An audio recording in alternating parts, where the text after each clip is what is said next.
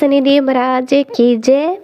पुरुषोत्तम मास में आज हम करेंगे शनिदेव की व्रत कथा, जो सभी मनोकामनाओं को पूर्ण करने वाली है। तो पूजा विधि करेंगे, संपूर्ण कथा करेंगे। चैनल पर पहली बार आए हैं तो चैनल को सब्सक्राइब करना। सबसे पहले शरीर को शुद्ध हेतु अंजलि में जल लेकर ऐसा कहें, हे अंजलि जल आप गंगा जल बन जाएं तथा मेरे तन को पवित्र करें, और फिर उसे अपने ऊपर छिड़क लें। इसके बाद गणेश जी का सुमिरन करें, उन्हें प्रणाम करें। इसके बाद दाहिने हथेली में पान, सुपारी, अक्षत, तिल, गंगा जल, द्रव्य और फूल, बिल्व पत्थर और चंदन लेकर इस प्रकार बोले, हे शनिदेव, मैं कलयुग वासी हूँ। पृथ्वी लोक में मेरा वास है। मेरा अमुक नगर है, अमुक मास है, अमुक पक्ष है, अमुक तिथि और अमुक नक्षत्र है। आप मेरे समस्त कष्टों को नष्ट करें, मैं आपका संकल्प करती हूँ। इसके पश्चात हथेली की वस्तु शनिदेव के सिंहासन पर समर्पित कर दें। इसके बाद गंगा जल या धारण जल से शनिदेव की मूर्ति को स्नान करावें। इसके पश्चात अक्षत, तिल, बिल्व पत्थर, पुष्प, चंदन तथा पुष्पांजलि श्रद्धापूर्वक समर्पित करें। ऐसा कहकर हाथ जोड़कर क्षमा प्रार्थना करें, हे शनिदेव, आप सूर्य के पुत्र हैं, यमराज के भाई हैं, आप ही मेरे दार हैं। मैं कर्महीन हूँ, क्रियाहीन हूँ। आप मेरी भक्ति को स्वीकार करें, मेरी भूल को क्षमा करें। आपको बारंबार नमस्कार है। अब हम करेंगे शनिदेव की संपूर्ण कथा। आज्ञा दी गुरुदेव ने, दिन आशीष झुकाए, कथा कहूँ शनिदेव की, भाषा सरल बनाए। बोलो शनिदेव महाराज की जय। सबसे पहले श्रीमती सरस्वती को सुमिरन करके, गणपति जी को नमस्कार करके, अपने गुरुदेव के चरणों में माथा नवाकर मैं श्री शनिदेव की कथा प्रारंभ करती हूँ। यह शनिदेव जो मनोवांछित कार्यों को सफल बनाने वाले हैं, जिन्हें सकल नर नारी 33 कोटि देवी देवता, योगेश्वर, मुनीश्वर देते हैं, वही देव मेरी त्रुटियों को क्षमा करें, मुझे अपनी शरण में लें। मेरे मन में आपके प्रति अगाध प्रेम है, यह बात सवर विदित है। जो लोग शनिदेव को ध्याते हैं, उनके सकल मनोरथ सफल होते हैं, तथा जो ऐसे देव को भूल जाता है, वह इस संसार में महान दुख पाता हुआ नरकगामी होता है, अगले जन्म में पशु की योनि में जाता है। जो कथा मैं तन मन से कहने जा रही हूँ, उसे आप सच्चे मन से ग्रहण करें। एक बार चारों ओर पूजे जाने वाले 9 ग्रह एक स्थान पर इकट्ठे हुए परस्पर विभिन्न प्रकार से बातें करने लगे।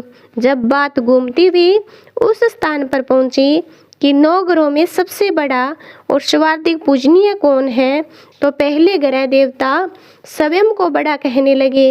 इस बात पर बहुत देर तक वाद विवाद होता रहा, कोई निर्णय नहीं हो सका।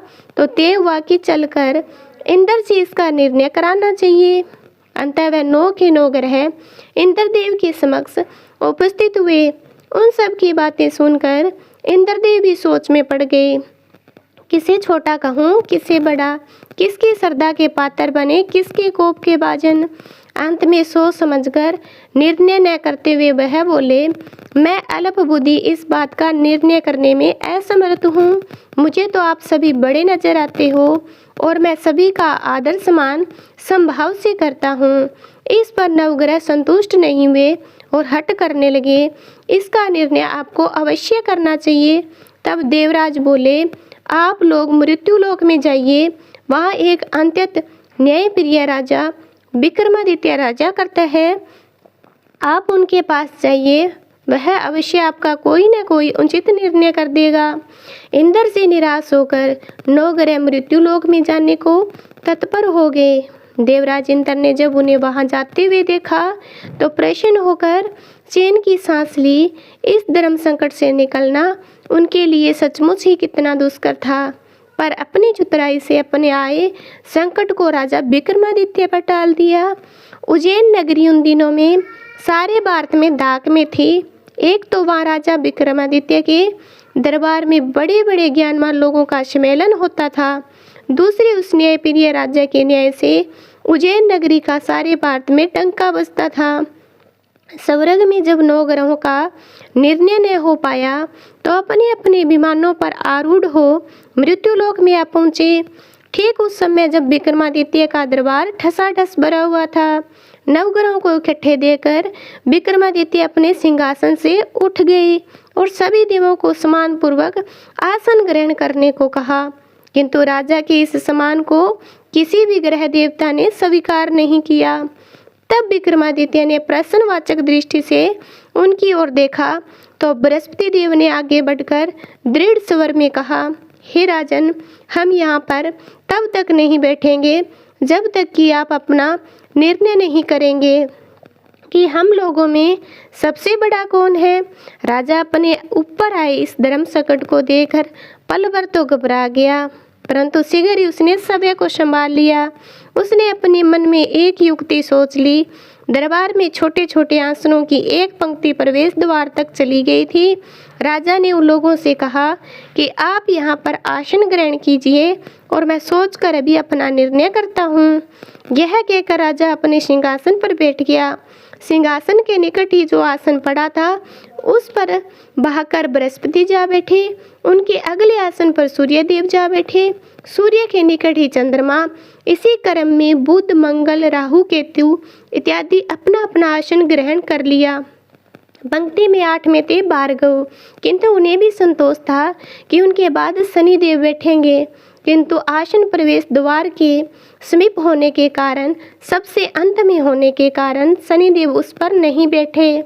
राजा विक्रमादित्य ने सोचा कि जो ग्रह उस अंतिम आसन पर बैठेगा उसको सबसे बड़ा, विनय और दयाशील के आधार पर बड़ा कह देंगे। वहाँ तो बात ही दूसरी हो गई। शनिदेव अति क्रोधी और विकट स्वभाव के देवता है। वह जब नहीं बैठे तो 8 ग्रह खिलखिलाकर हंस पड़े। अपना इस प्रकार से अपमान होते देखकर शनिदेव की आंखें क्रोध से लाल हो गई, भूखरीटी तन गई। क्रोध से कांपते हुए बोले, राजन, मुझसे बैर लेकर तुमने अच्छा नहीं किया। क्या समझकर तुमने मुझे इस प्रकार से अपमानित करना चाहा? क्यों मुझे तले में बिठाना चाहा? चांद ग्रह का प्रभाव 2.25 दिन का रहता है। सूर्य, शुक्र और बुध का प्रभाव केवल आधे महीने का। सोमवार और मंगल 2 मास और गुरु 13 मास का। राहु और केतु 18 मास का, जबकि 7.5 साल तक मैं रहता हूँ। इसलिए हे राजन, अब तू सावधान हो जा।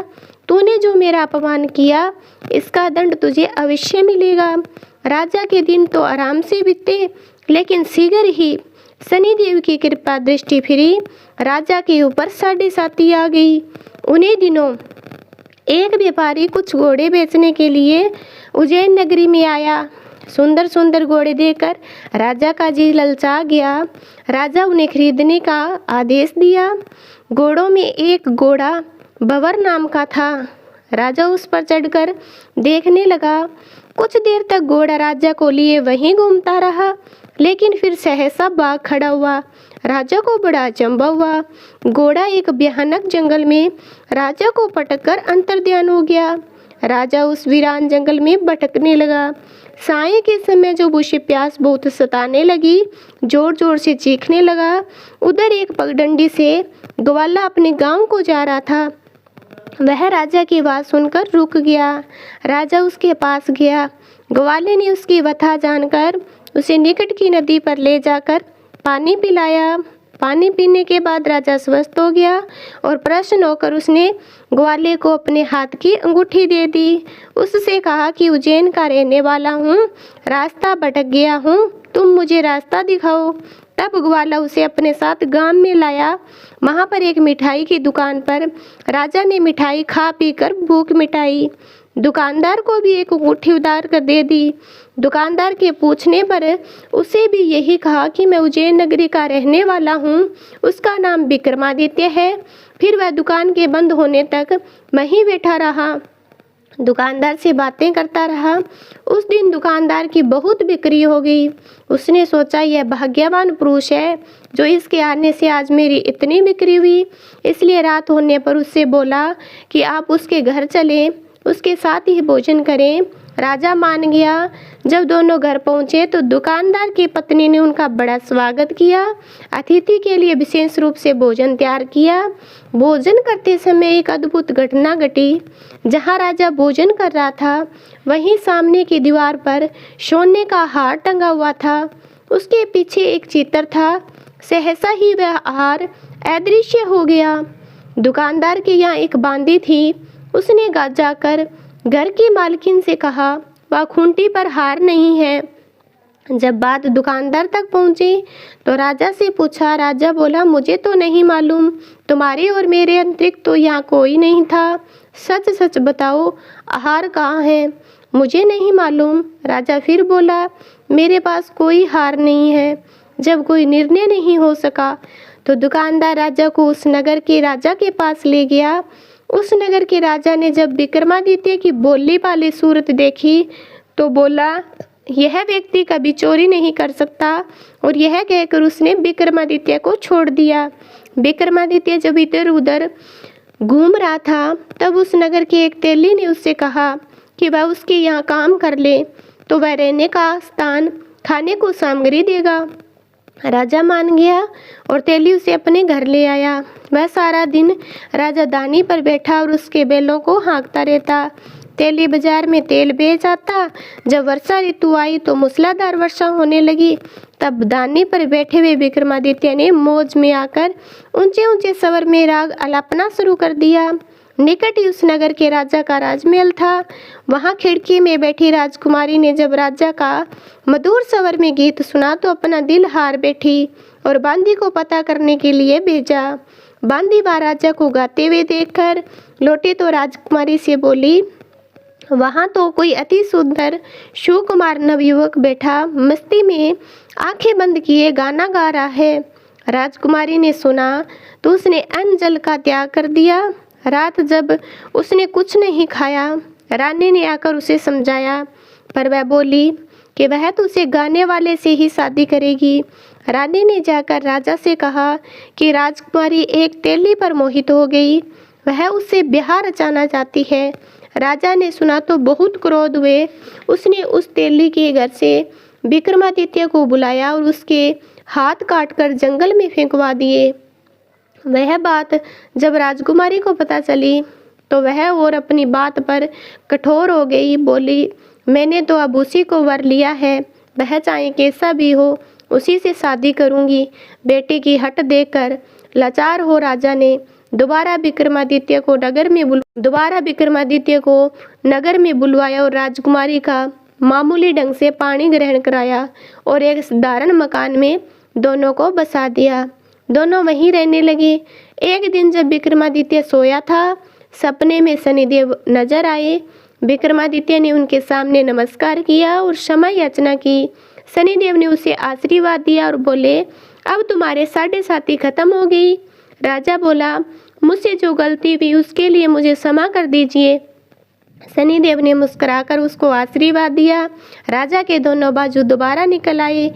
राजा अपनी पत्नी राजकुमारी को रात को जगाया नहीं। वह रात को उसके गले में अपनी बाहें डालकर सो गया। सुबह राजकुमारी की आंखें खुली तो उसकी गर्दन में बाहें पड़ी देखी तो वह चौंक कर उठ बैठी। लेकिन शीघ्र ही विक्रमादित्य ने जागकर सबको सब बातों से अवगत कराया। जब वहां के राजा को यह बात मालूम हुई तो भागा भागा आया और अपंग को फिर से स्वस्थ देखकर चकित रह गया। उसने विक्रमादित्य से यही कहा कि यह शनिदेव की कृपा का फल है। विक्रमादित्य ने अपना वास्तविक परिचय राजा को दिया, सारा किस्सा विस्तार से सुनाया। सुनते ही राजा विक्रमादित्य के चरणों में गिर गया और समय याचना करने लगा। बस यह खबर शीघ्र ही सारे नगर में फैल गई। दुकानदार को यह जब खबर मिली तो भागा भागा आया और विक्रमादित्य के पाँव में लौटने लगा। विक्रमादित्य ने उसे उठाकर आसन पर बिठाया और कहा, तुम घर जाकर उसी खूंटी पर देखो, हार टंगा होगा। और सच ही दुकानदार ने देखा तो हार टंगा पाया। नौकरानियों के साथ लश्कर समेत विक्रमादित्य को विदा किया। राजा विक्रमादित्य जब राजकुमारी अपने को साथ लेकर नगरी उज्जैन में लश्कर समेत पहुंचा तो सारी नगरी में उत्साह छा गया। अपने राजमहल में प्रवेश करने से पहले विक्रमादित्य ने नवग्रहों की पूजा की, शनिदेव को सबसे पहला स्थान दिया। साथ ही उसे नगर में डिंडोरा पिटवा दिया कि शनिदेव मनोवांछित फलों को देने वाले हैं और नवग्रहों में सबसे पहला स्थान है। इस प्रकार शनिदेव को मनाकर विक्रमादित्य अपने यश राज्य कीर्ति को प्राप्त किया। बोलो श्री शनिदेव की जय, बोलो नवग्रहों की जय।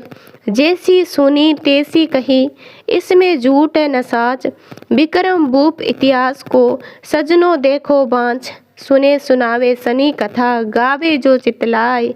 सत्य वचन है संत का, वाको संकट काटा जाए। बोलो शनिदेव महाराज की, प्रेम से बोलिए शनिदेव महाराज की। चैनल को सब्सक्राइब जरूर करना।